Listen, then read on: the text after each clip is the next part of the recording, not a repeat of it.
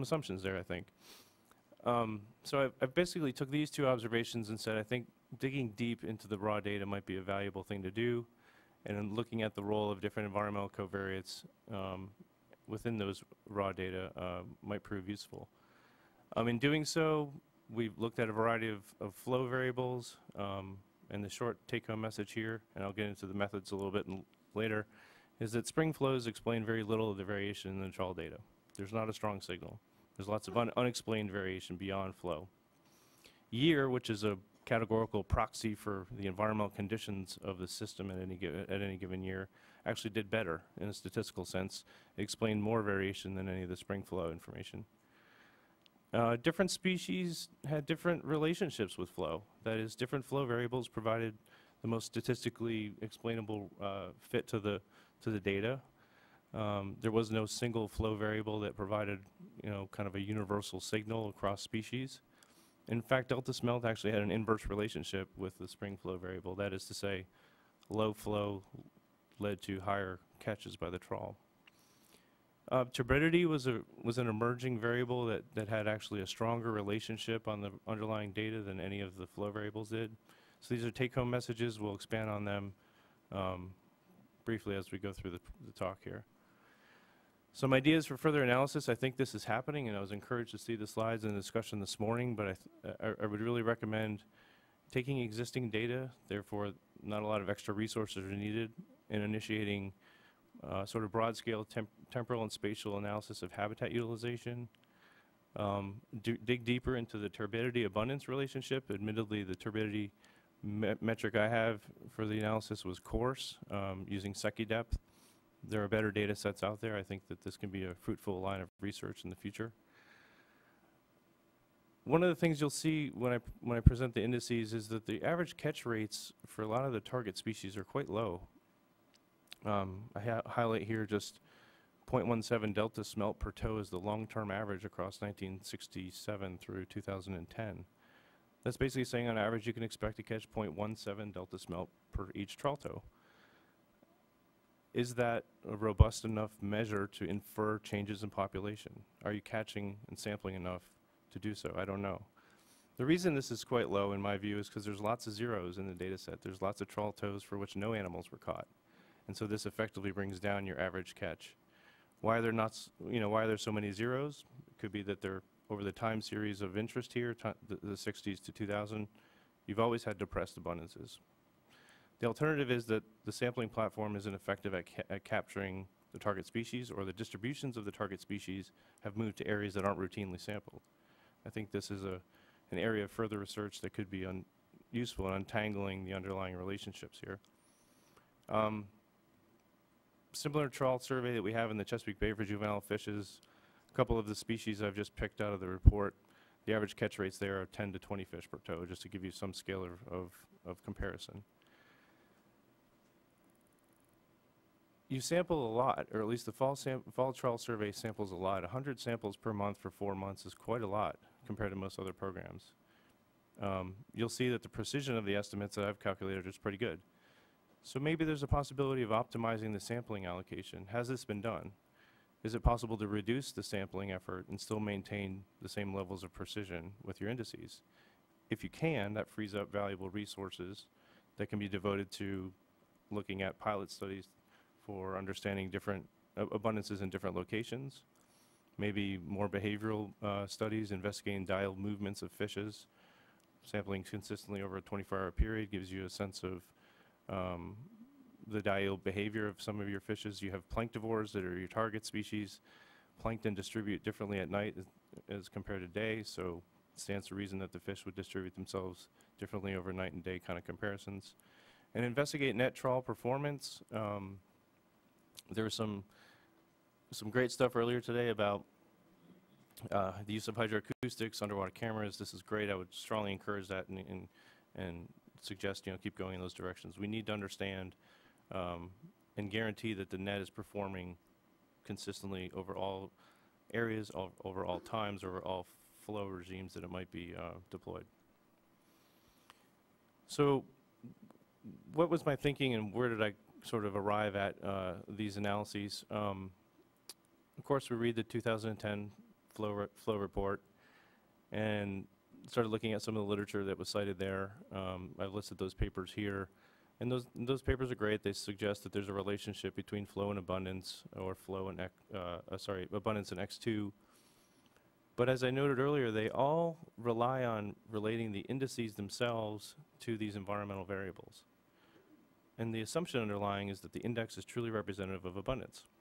It's a reasonable one to sort of make, because that's the whole purpose of the program, but what happens if it's not? What does that mean about this statistical relationship that these papers are documenting? I think it sort of weakens that inference in my view. So it seemed like it was really worthwhile to unpackage those relationships and dig deeper into the raw data. So basically what we've done here is analyze the raw data for understanding greater degrees of uncertainty, provide estimates of precision for the indices to understand some level of confidence about what the patterns might be over time, and then investigate specifically the role of flow within the catch data.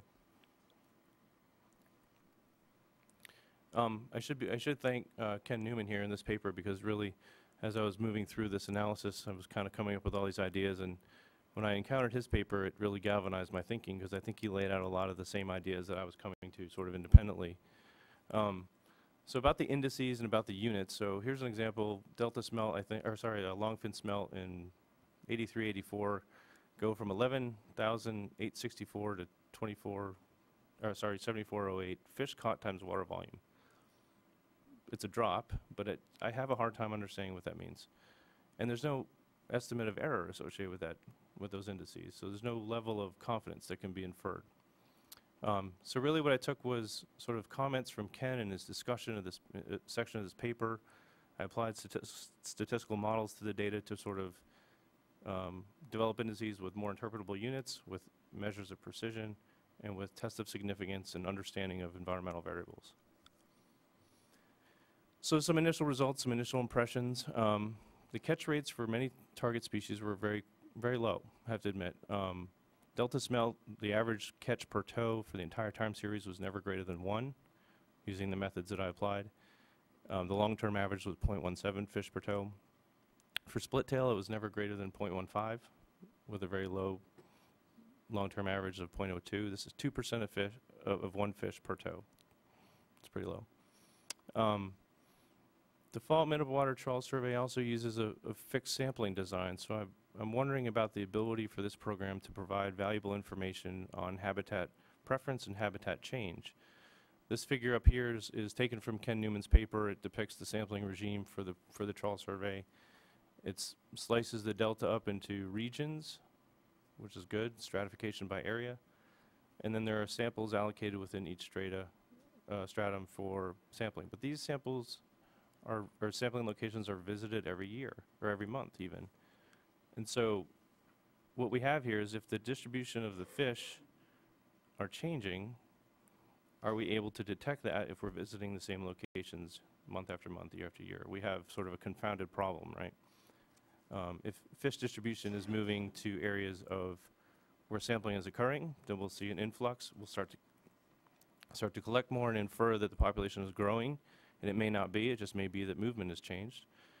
If the fish are moving away from the sampling locations, then we might infer that we might collect less and infer that the populations are going down, when in fact they may not have changed at all. So I think this design element needs further consideration when it comes to understanding habitat utilization and habitat change over time.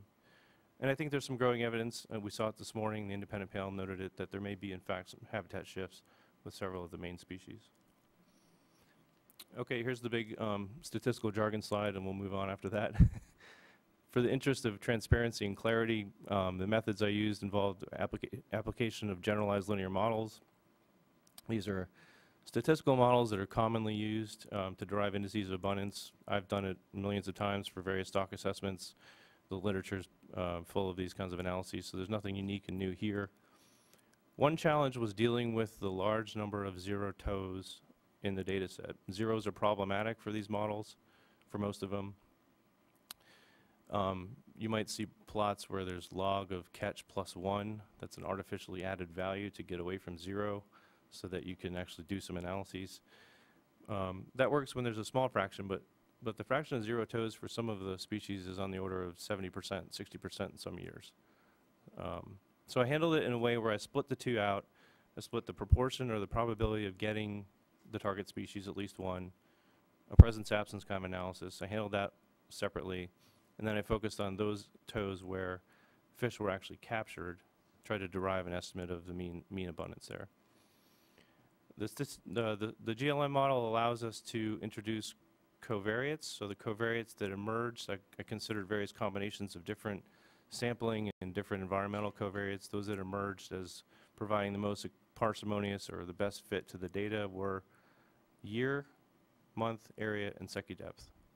All this is saying significance of year says that abundance is changing over time on an annual time scale. Okay, that's reasonable. Month, significance of month says that there's some within year patterns to the abundance over the fall season. So the catches show a significant change over those 4 months. Area, significance of that variable says there's a gradient of distribution of your target animals across the delta. Not all areas support the same catches. And Secchi depth here, significance of that suggests that there's some relationship in catch to turbidity or clarity of the water. Admittedly, Secchi depth is a coarse measure of turbidity. There are better ones, but this was the variable that was available within a data set that was synoptically taken at the time of the tow.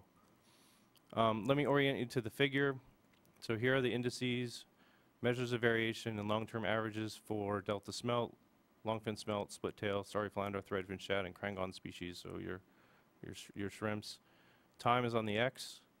On the left-hand Y is average catch per tow, or your index value, and that corresponds with the blue lines. On the right-hand y-axis is a measure of precision, or an error bar, if you will, but it's actually a coefficient of variation, which is the ratio of the standard error to the mean. It's a unitless number, so it's usually reported in these cases because it can be compared to other studies from other places. And so we have this layout for each of these figures. The red bar is just a long-term average of the index for the entire time period. If you overlay DFG's indices, the patterns are very similar qualitatively. And at first that was surprising, but the more I think about it, the more I think I see why. And because what I'm doing is basically just scaling the catches to something that has meaning with respect to how many fish you're catching per tow. So qualitatively, there's not much difference. A couple of years, there might be some differing patterns. But what struck me as interesting is the scale. So the entire time series here never had a catch rate for delta smelt greater than 1 fish per tow. But a little bit better situation for longfin, some high years here, maximum over 40 fish per tow, a couple in the 20 and 30s, but since, oh, I don't know, the 70s onward, it's roughly bounced around between 2 and 3. Split tail is less than 0.15 the entire time series. Same with starry flounder, threadfin shad bouncing between 2 and 3 fish per tow. And then your sort of macrozoas are much more abundant, so they show higher catch rates. I point this out because I'll sort of culminate by saying, with catch rates like that, the question is, are you able to really use this program as a measure of changes in abundance over time? I'll pose that for thought and discussion. I'd be happy to take comment from those closer to the program, maybe subsequent to the presentation. I'll go back for a second. Year, month, area. Fish doesn't know what year it is, doesn't know what month it is, doesn't know where it is in the estuary, right? These are just our ideas of proxies for environmental conditions on an annual basis, environmental conditions on a monthly basis, or spatial patterns and gradients across the estuary. So in an effort to sort of dig deeper and say, okay, well, what could be driving the significance of the year factor? What we did is we looked at different annualized spring flow metrics, and this is where Walter comes in. Walter provided me with these data, so if you have questions, I would ask you to divert them to him. I'm not a hydrologist by any stretch. And what we considered were 2 sets of inflows, 2 sets of outflows, historical and unimpaired inflow, historical and unimpaired outflow. We ended up with 16 versions of these because we averaged them over different spring time periods, either January to June or March to May. And I also, so that gives us a combination of 4, the January to June, 4 more, March to May. We get to 16 because I then lagged each of those 1 year under the idea that maybe there's a delayed effect of flow or delayed relationship of flow on the actual catch data. And what this table shows is which flow variable provided the best fit or the most statistically parsimonious description of the data for the various species considered on both the presence-absence analysis and the analysis of the tows for which target species were actually captured. And what you see is that there's a different one, well, some commonalities, but there's different flow variables for different species, suggesting that there is no single sort of flow variable that will best explain the underlying data. And that the presence-absence dynamic is actually different than the relationship to the data where actual target species were captured. So that sort of, brought some thoughts. Like there's a lot of ambiguity, a lot of unclear relationships with respect to the catch data and flow. So these slides here kind of allow you to put your hands on the raw data. There's 3 of these. The figure on the right will be persistent through each 3. I'll just try to orient you first and then kind of walk through a couple of points that are worth taking home, I think. So what we have here are 12 plots. Each row corresponds to a species. On the left-hand column, it's the extracted relationship between the model fit and the observed, or sort of observed, adjusted for the presence of other variables in the model, the observed data. For the flow variables, the best fitting flow variables. On the right is the model predicted relationship for Secchi depth and catch. So this is log of catch on the Y, flow low to high on the X. This is also log of catch on the Y here. This is Secchi low to high. Remember, low Secchi depth means high turbidity. There's an inverse relationship there. So what do we see? We see different flow variables correspond to different species. We see different relationships with flow for different species. In fact, there's actually an inverse relationship here for delta smelt. That is the coefficient of the slope line, if you will, is negative, suggesting that higher catches were observed under lower flow regimes. Lower catches were observed under higher flow regimes. The rest are generally positive, but not overwhelmingly steep, so the slopes themselves are actually relatively small. You'll be happy to know that all of these are statistically significant, which mean, with the exception of starry flounder over here. But I ask you to think deeply about what that means. Mechanically, statistically significant means that this beta value, the coefficient, the slope, can be shown to be statistically different from 0. Well, there's 9,000 plus data points going into the estimation of one number, so it stands to reason that we can estimate it well. So it's statistically different from 0. Okay. But what about the underlying data? What's the relationship looking like? You're seeing across the entire flow regime from the 60s to the present, for delta smelt in this case, a wide range of low and high catches under low flow regimes, a wide range of low and high catches under high flow regimes, a wide range of catches in intermediate flow regimes. Lots of variability around the relationship, not a strong signal. I think that's pervasive for all of these species. And then when we can sort of compare this to, well, let's not necessarily pit one against the other, but if we look at the relationship of the catch data to flow compared to the relationship of the catch data to Secchi depth or turbidity, lots of the coefficients on the right-hand side are much larger in magnitude than those on the left. In fact, for longfin, there's almost a doubling here, which suggests the slope of the line is twice that for Secchi depth as it is for flow. There appears to be a stronger relationship, albeit still lots of underlying variability, with the catch data and turbidity.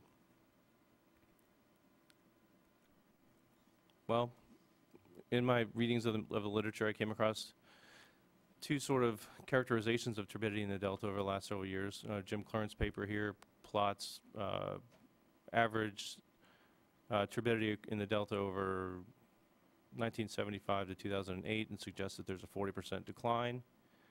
Scholheimer, 2011, marks this sort of late 90s period as a regime shift, if you will, or a change in the turbidity within the delta measured through suspended sediment concentrations. So there's independent verification here that turbidity has changed. That tends to suggest that there may be some validity to the statistical relationship between turbidity and catch. Hypotheses that I've come up with, there are probably many others, but why would turbidity affect the catchability or the abundance of target species? Well, there's one idea here that there's decreased predation from predators. Turbid waters make visual predation more difficult. Lots of the predators you have are visual predators, striped bass for one.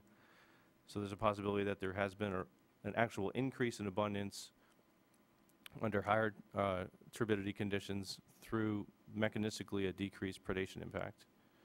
Sort of the bottom-up approach would be higher primary productivity, more food, leading to higher turbidity conditions, so that this is a realized increase in target species abundance. Sort of the less palatable but possible explanation is that there's a change in the catchability of the gear. I think this needs to be considered at the same level as these here. More turbid conditions may make avoidance by target species, avoidance of the trawl gear possible, more possible, such that the gear is simply just catching a higher fraction of the animals. So that would be a change in catchability, not necessarily a change in abundance, but nevertheless a possible explanation. All of these three, I think, are hypotheses that warrant further investigation. These are prime areas for understanding patterns and distributional patterns and target species abundance in the delta. So sort of bring it back home, summarize again recommendations and conclusions. I think there's a lot of analyses that can be done with existing data that won't cost tremendously, high levels of additional resources.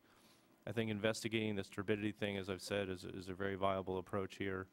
I think looking at the data, I'm cautious about using the data for habitat preference, but I think there may be some coarse analyses that could give insight into whether there's been shifts in habitat over time or over space. And we note that, that those shifts are seemingly showing up in other inquiries, and other authors are noting those possibilities. I'll revisit this idea that for the sampling programs that I've encountered on the East Coast, 100 samples a month for 4 months straight is a lot, especially over a relatively small area. It's probably worth investigating whether you're oversampling. That is to say, can you achieve the same levels of precision in your indices with 90 samples a month, with 80 samples a month, with 70, whatever the number might be.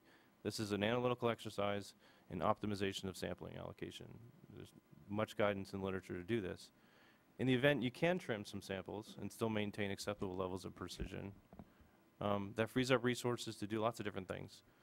Pilot programs elsewhere in the Delta, diel movement studies like we talked about. Trawl net performance, like I said, it was really encouraging to see the hydroacoustics and the camera work.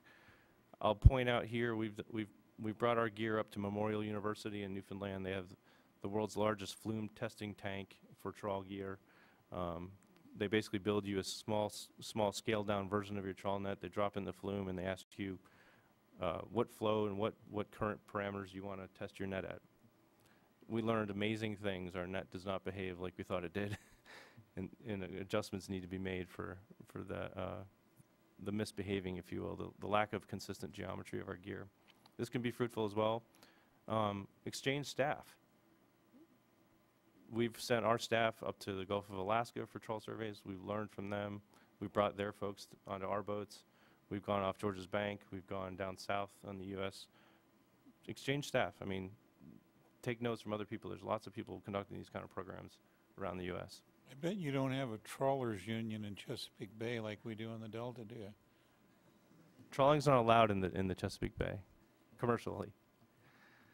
And the last thing would be to sort of try to make these programs a little more synoptic and process-oriented. So I highlight here the idea of plankton sampling gear.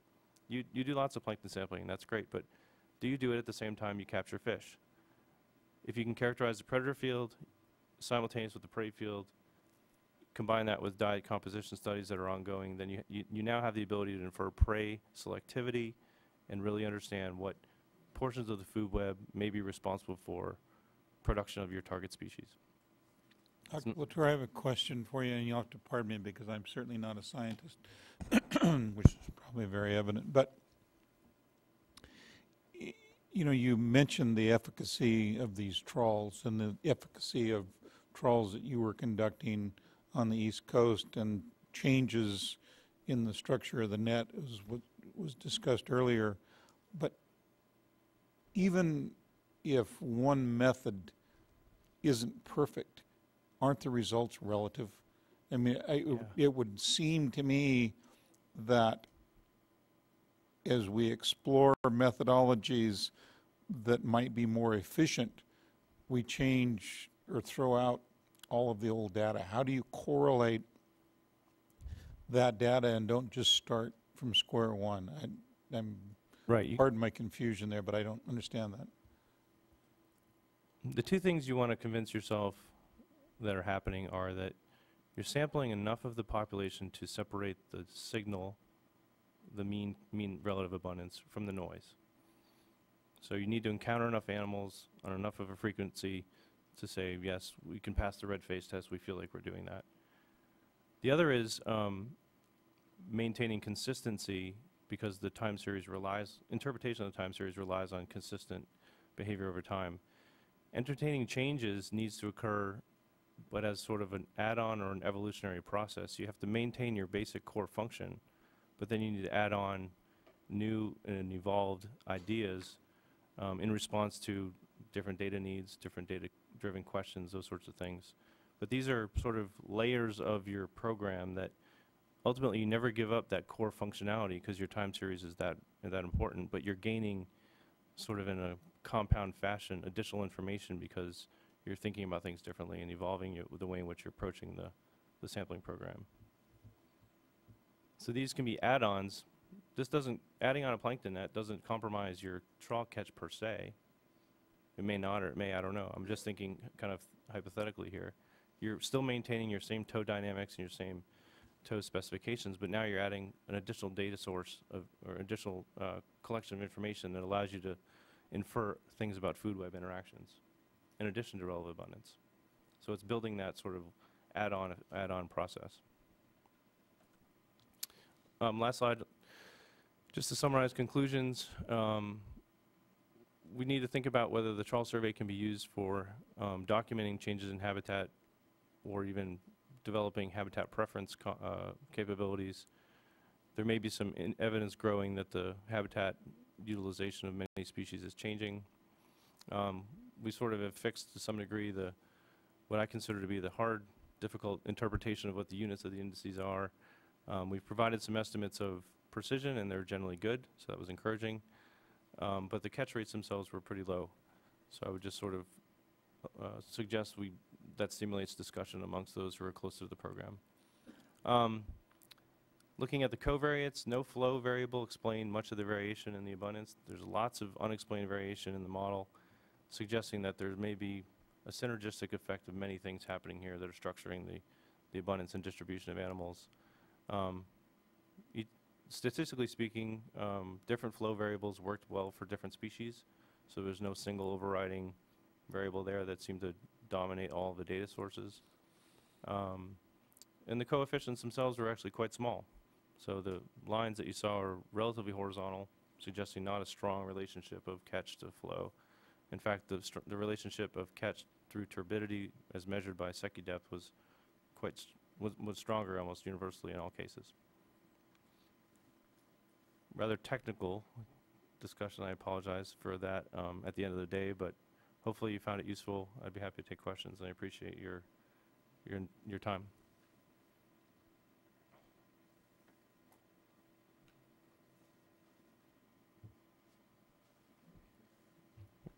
Yeah, so we've looked at flow, turbidity. Here in these discussions, we talk a lot about how, it's more riverine flow, watershed flow, and turbidity, and how they're linked. So I'd like to comment on if you looked at that at all. But also, you quoted Schulheimer, and your data was from Point San Pablo that you showed, which Right. is in the San Francisco Bay Right. system. And there, I'm very familiar with the research. It's actually, turbidity is driven there by the spring neap tidal cycle. And the way I kind of conceptualize that is, in a spring tide system, that's when the waters kind of go further up and can get perched, but also sort of scour those areas that haven't been touched for a while. So it's kind of a different sort of scouring mechanism. Did you have a chance to look at the tidal cycle aspect at all, too? Or, you know, familiar with that in the Chesapeake Bay system? Right. So two things, you know, flow and turbidity in the watershed and flow and turbidity in the tidally influenced system. Right. So one simple thing I did, because it's inappropriate to introduce covariates into an analysis that themselves are correlated. So you had to look at flow and you had to look at Secchi depth, admittedly Secchi depth, not TSS. And there was a very weak, negligible correlation there, so it allowed me to introduce them together into the analysis. So I think that gets at what you're asking a little bit. Turbidity here, I'm thinking more, not stirring up solids. It's talking about food web dynamics. It's lower trophic level plankton stimulation, which is driven by sunlight, nutrients, many other processes outside of flow. So I think that's sort of the line of thinking that would require further investigation. Your point is well taken about the distance between Schulheimer's work and where the catches are coming from. I was just simply trying to support the idea that there may be emerging evidence to suggest that there's a viable hypothesis here for further investigation. Anything, Felicia? Tim? Thank you. Thank you. David, we'll get back with you and figure out how we can accommodate Mr. Vogel, and, you know, hopefully he recovers from his dilemma in a hurry. So. Yep, we did review his material, though. It was very good. Thanks. Brock, you've had a pretty easy gig today. Well, I did all the party planning ahead of time, so 9 o'clock tomorrow, right? Yeah. We'll be here. Thank you all. We'll be adjourned. I actually want my ball tomorrow, my big bouncy ball. If I get any fatter, I can just lay on the floor and you can sit on me. Of course, people will talk.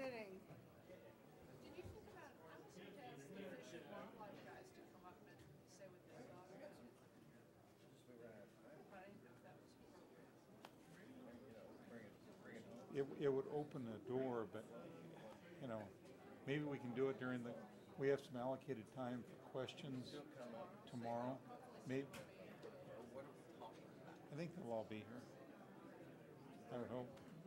Yes, we're going to send you to Alaska. Yeah? No wonder there aren't any. They caught them all. There he is now. Send the whole Delta team to Alaska. When Gary Wolf was here,